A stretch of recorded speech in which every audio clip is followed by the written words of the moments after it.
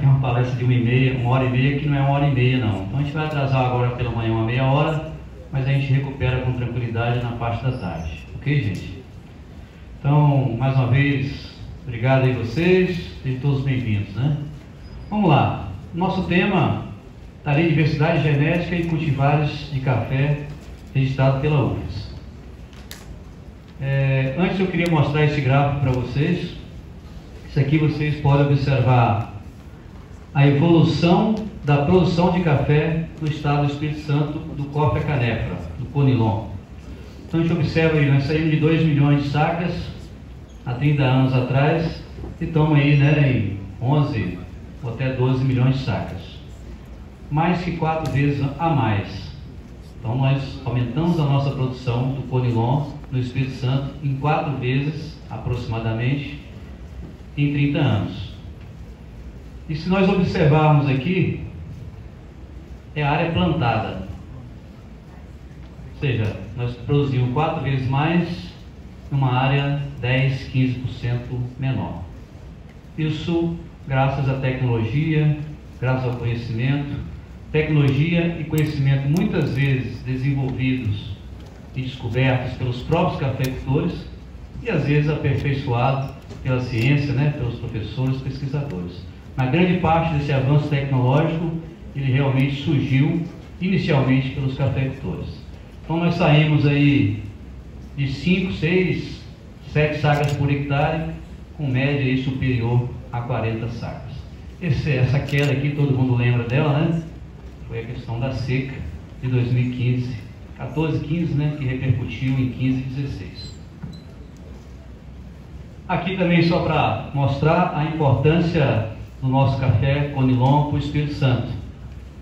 Quando nós comparamos por habitante e por quilômetro quadrado, de longe nós somos o maior produtor de café do Brasil, né? Minas é maior, mas olha o tamanho de Minas, né? É muito grande, né? Tá aí nossas lavouras, né, de café. Aqui para mostrar a diversidade. Ou seja, a gente vê diversidade na planta e também vê nos frutos. Você vê frutos vermelhos, né? Frutos aí meio alaranjados. Isso mostra que se visualmente é diferente, imagina quimicamente, né? E aí eu quero falar rapidamente da contribuição da UFES. Aqui está a nossa área experimental, aqui na fazenda, né? Que fica a 2 quilômetros daqui, onde nós temos aqui quase 60 material genético diferente, né? Lógico, desenvolvido e descoberto pelos cafeicultores. Depois nós avaliamos e também introduzimos aqui na nossa área. Uma área que serve para pesquisa, aula e até mesmo visitas, né? Aqui mostrando também o peso da Universidade Federal do Espírito Santo, envolvendo, né, principalmente os 2 campos do interior, que faz com que a Universidade Federal do Espírito Santo seja a instituição que mais publica artigos científicos do mundo, quando o tema é Coffea Canefra. O nosso núcleo de excelência de pesquisa em café Conilon, está aí o nosso simpósio, né? Uma foto parecida com hoje, mais cedo, né? Bastante gente. Aqui nossas visitas, aulas práticas e assim por diante. Eu estou apresentando tudo muito rápido para a gente ganhar um pouquinho de tempo, tá? Para realmente daqui a pouco chegar no tema. Aqui a produção de café no mundo. Aonde está em amarelo produz as 2 espécies. Aonde está em verde o arábica e em vermelho o Coffea Canefra. A gente observa e sabe disso, né? Que o Brasil é o maior produtor de café arábica. Depois vem a Colômbia,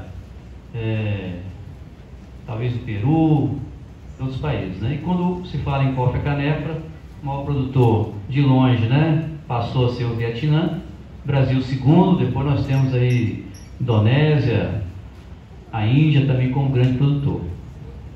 E gente, quem quiser conhecer um pouco mais a cafeicultura desses países, o simpósio do ano passado mostrou isso muito bem, tá? Tem vários vídeos de vietnamita, de angolano, de vários países, mostrando um pouco da cafeicultura de cada país produtor de Conilon.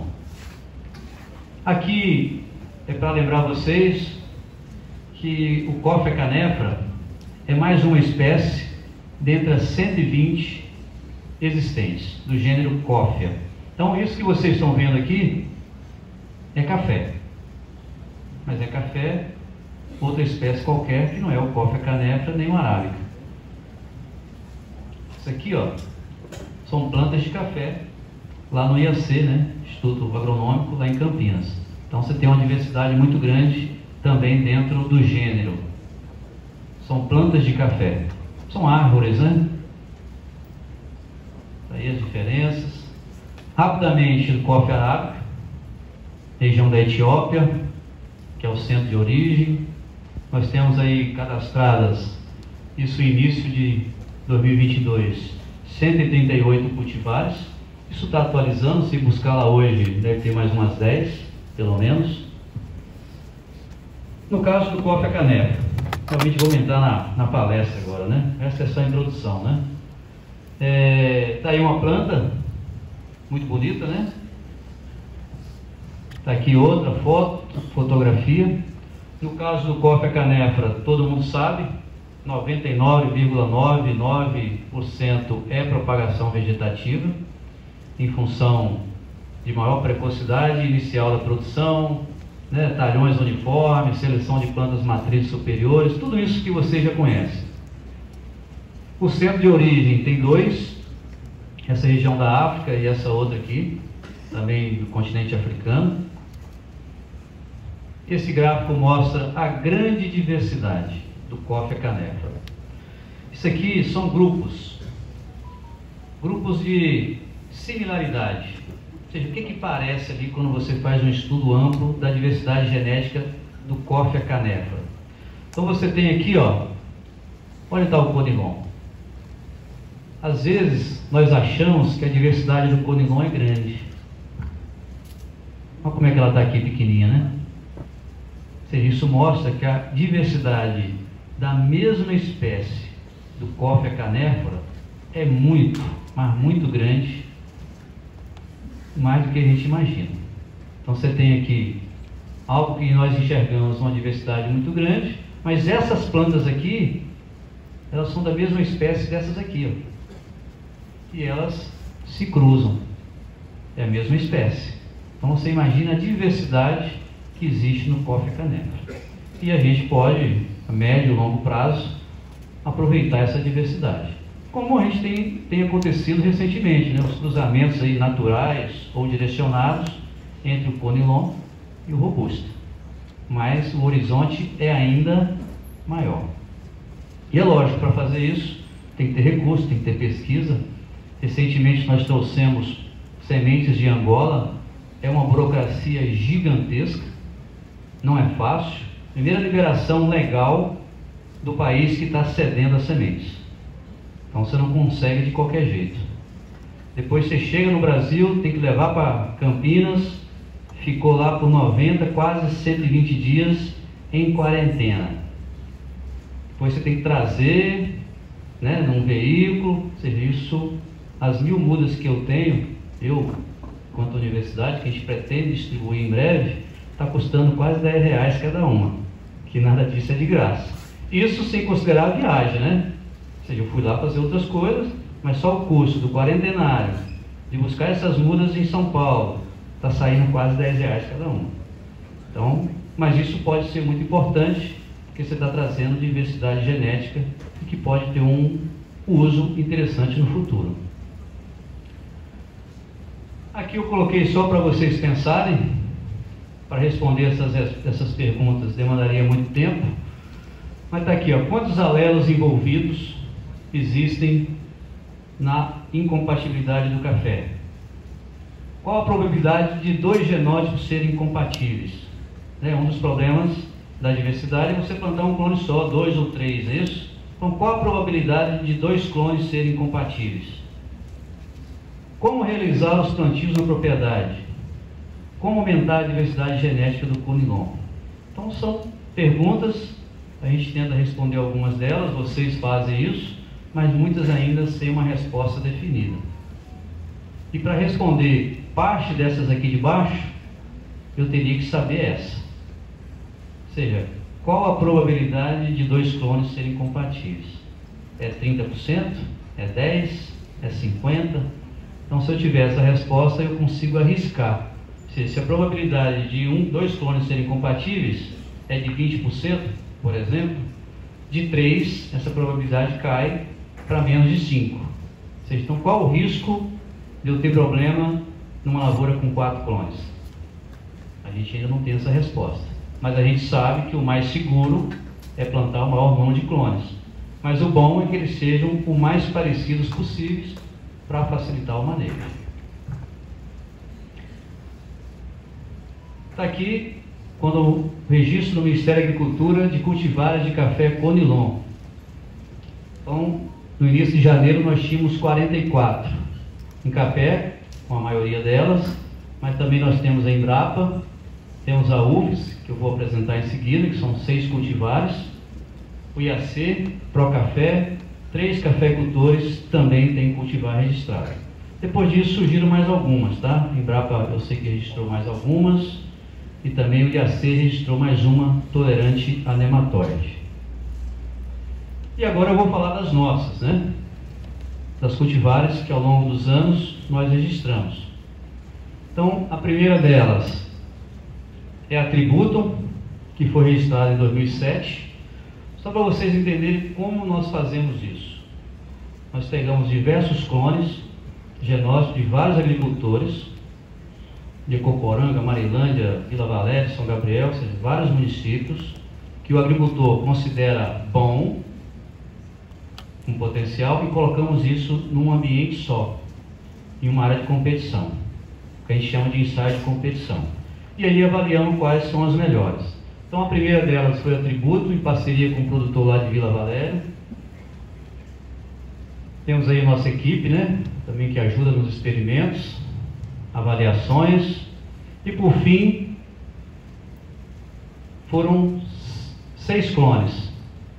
Mantivemos o nome, né? O A1, Bamburral, Beira Rio 8, Clementino, Pirata e Vergim R. Então esses materiais deram uma média de 90 sacas por hectare naquele ensaio de competição, naqueles anos. Mas depois surgiu coisa melhor, que é natural, cada ano surge coisa melhor. Um destaque que nós fizemos, mantivemos o nome original, ou seja, o Clementino continua sendo chamado de Clementino. Isso para reconhecer o primeiro melhorista, que foi o cafeicultor que selecionou o material, dentre diversas plantas de semente que ele tinha numa lavoura, e ao mesmo tempo para facilitar a propagação. A UFES não tem Renazem. Então como é que eu faço muda, como é que eu distribuo? Também às vezes é complicado. Então isso também facilita que o cafeicultor recorra também aos clones diretamente ao colega agricultor, sem necessariamente passar por nós. A outra cultivar é a Andina, primeira cultivar para frio. É um trabalho em parceria com o Instituto Federal de Goiás, numa área de 850 metros de altitude, onde algumas plantas, o tratamento morreu, ou quase morreu, ou produziu café. Qual é a limitação? Frio. O frio fez isso daqui. O frio fez com que essa planta ficasse assim e essa aqui morresse. Mas essas 4 plantas, por exemplo, produziram café. É lógico que não produziu igual aqui embaixo, né, gente? Mas comparativamente, observa o grande potencial que tem em simplesmente selecionar os materiais para aquele ambiente. Detalhe, os materiais que nós testamos não foram descobertos e registrados ou não para esse tipo de ambiente. Nós pegamos os materiais bons aqui e levamos lá para cima. E aí a gente observou que alguns materiais foram tolerantes a baixa temperatura. Aqui tem o nome deles, né? No livro que vocês receberam tem tudo isso, tá? Essas tabelas estão lá. Depois registramos uma outra cultivar, que é a primeira para a Bahia. Nós demos o nome de Monte Pascoal. Também um trabalho em parceria com o cafeicultor, aqui o André que nos ajudou muito, André Cobre, né? trabalho para primeiro cultivar para o estado da Bahia. Então está aí as fotos iniciais da lavoura. E está aqui o resultado da produção. Então foram avaliados 42 clones. Os clones que foram melhores deram uma média de 130 sacas por hectare, baseado em 4 colheitas. E os demais, 95. Ou seja, o trato e o manejo foi exatamente o mesmo. Só a diferença genética deu um ganho de superior a 30 sacas por hectare. Então está ali o nome dos materiais, tá? Alguns amplamente conhecidos e outros nem tanto. Outra cultivar, talvez com menos expressão econômica, mas só para interesse, né? Que é a Salutar, primeiro com foco no grão. Uma cultivar com alto teor de sólidos solúveis e alto teor de... esqueci aqui. De ácidos clorogênicos. Não tem muito peso, mas pode ser pontualmente interesse de alguma indústria ou outra. Nós simplesmente, de 42 clones, nós selecionamos aqueles que tinham essas características no grão, uma parceria com a Universidade Federal do Rio de Janeiro. Depois nós temos aqui a Forte Guarani, que é uma cultivar com alto teor de cafeína. Então, vocês podem observar aqui, ó, a Forte Guarani com 2,68 no grão cru. Depois de torrado esse valor aumenta, enquanto os demais 1,86. Então, se o consumidor quiser um material com alto teor de cafeína, ele tem o Forte Guarani. Só queria registrar que o Forte Guarani foi descoberto ao acaso pelo agricultor que está aqui, por coincidência meu pai, está ali o Hermes Partelli.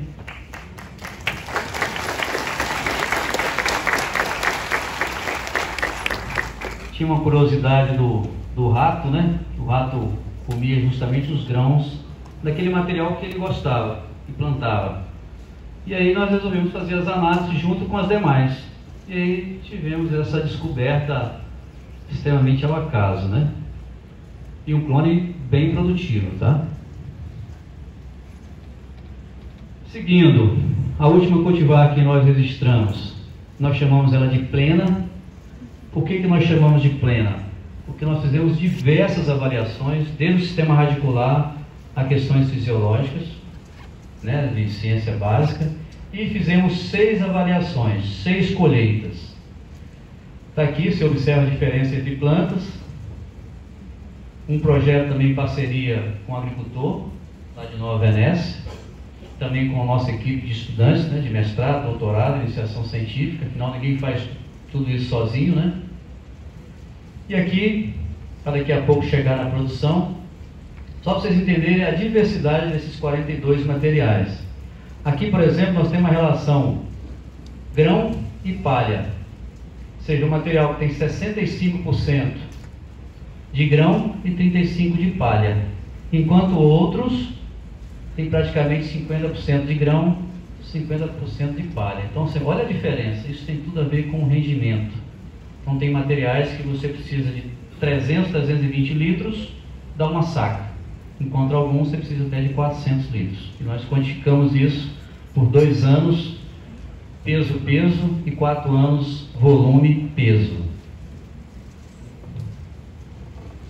Fizemos também qualidade de bebida, características químicas do grão e da folha, sistema radicular, diversas características da planta e também destacamos a origem da planta nas suas publicações. Lógico que eu não posso falar de tudo isso, afinal não daria tempo, né? E o mais importante é a produtividade. Então está ali a produtividade de 6 colheitas, não está a média do ano, tá, gente? Está o acumulado, está sempre o acumulado.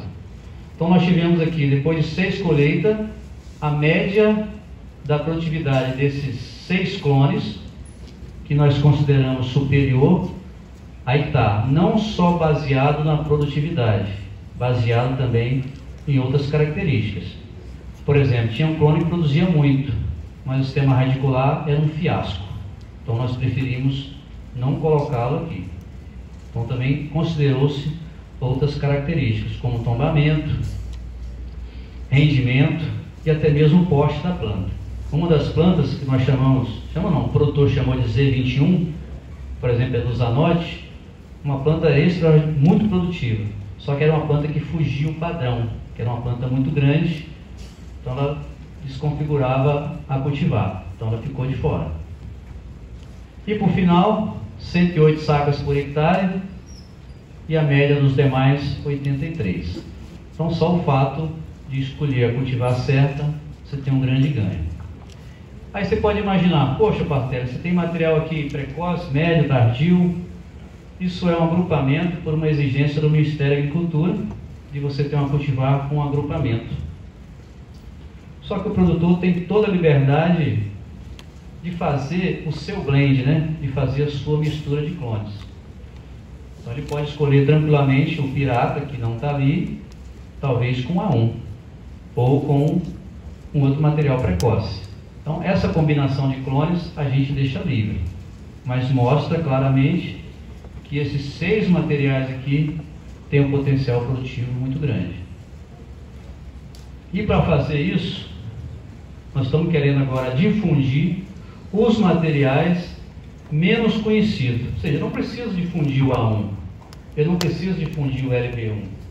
Todo mundo conhece, né? Mas vale a pena agora nós difundirmos, por exemplo, o AD1, muitos conhecem, mas outros não. O bicudo quase ninguém conhece, o L80 já é um material conhecido e o peneirão é bastante conhecido em algumas regiões de Jaguaré. Mas agora a gente quer fazer isso chegar para outras pessoas. E para isso, a gente vai estar disponibilizando para vocês, e aí eu peço para quem tiver interesse entrar em contato. Nós já fizemos mais ou menos 2.000 mudas desses materiais considerados promissores agora. Vamos fazer mais ou menos 2.000, 3.000 mudas ou 4.000 mudas em fevereiro, para distribuição em agosto. Então a gente vai estar fazendo essa distribuição para diversos cafeicultores e viveristas, um recurso, um projeto da FAPES, né, de extensão, em parceria com a pesquisa, para justamente estar difundindo esses materiais promissores para diversos agricultores em diversas regiões. Exatamente como vamos fazer, já está tudo planejado. É à toa que nós, até mesmo antes de assinar o termo de outorga, nós já fizemos a primeira remessa das mudas. E vão ficar prontas daqui a 4 meses. Então, os produtores que tiverem interesse de algum desses clones e outros que eu não vou listar agora, que eu vou esquecer, podem estar nos enviando um e-mail ou um WhatsApp dizendo o que quer, né? Não vou responder hoje, tá, gente? Mas até segunda-feira eu respondo, para a gente fazer tipo um cadastro para saber quem tem interesse. É lógico, vai ser 10 mudinhas cada clone, né? Afinal, eu não consigo, a universidade não tem Renazem, nós não temos viveiro. Parte dessas plantas, eu tinha 10 plantas apenas para fazer a multiplicação, mas pelo menos 10 mudas de cada clone potencial a gente pretende distribuir. Ou a pessoa vai buscar aqui na UFES ou lá em Vila Valéria, né? Vai depender de onde eu trazer a muda. Para finalizar, estamos quase acabando. Esses são os trabalhos concluídos e finalizados, mas temos outros, né? Temos aqui, de forma bem rápida, outros trabalhos que estão sendo feitos atualmente. Um deles, avaliando o Coffea Canepa em Venda Nova do Imigrante, a 1.100 metros, mas são lavouras pequenas. Olha aqui a diferença, ó. A única diferença é que um é tolerante ao frio, o outro não. Está aí uma parceria também com IFES e com agricultores. Mas tem planta que dá café, ó. Lógico, dá muito menos do que aqui embaixo. Temos genótipos também sendo avaliados em Minas Gerais, que vai compor também uma tese de doutorado, do Alex Campanharo, parceria com o produtor. São 44 genótipos de café. Já foi pela primeira colheita. Temos aqui também genótipos de café em ambiente arborizado. Inicialmente, seleção de materiais coletados lá em Pinheiros, na família Cobre. Selecionamos plantas e agora elas estão plantadas debaixo de uma seringueira. Não sei se vai dar café não, tá? Mas às vezes vai que 1 ou 2 clones resolvam dar café aqui de baixo, né? Que realmente o ambiente é muito sombreado. Isso aqui nós montamos no mês de março de 2020, no início da pandemia, né? Botamos as mudas dentro do carro e plantamos. Estamos agora com 2 experimentos de robusta e alguns clones de conilon com poste alto, um experimento em Jaguaré, lá na propriedade da Taide Armani, com 48 materiais genéticos. Está aí a lavoura, desenvolvendo. Aqui os mesmos clones em Itabela, na Bahia. Então também estamos com 2 ensaios, onde o foco principal é o café robusta. E também temos um experimento de uma orientada nossa de doutorado, que concluiu também em Rondônia, com a Raquel Schmidt. E é isso, gente. De forma rápida, é isso que nós tínhamos que falar. Muito obrigado.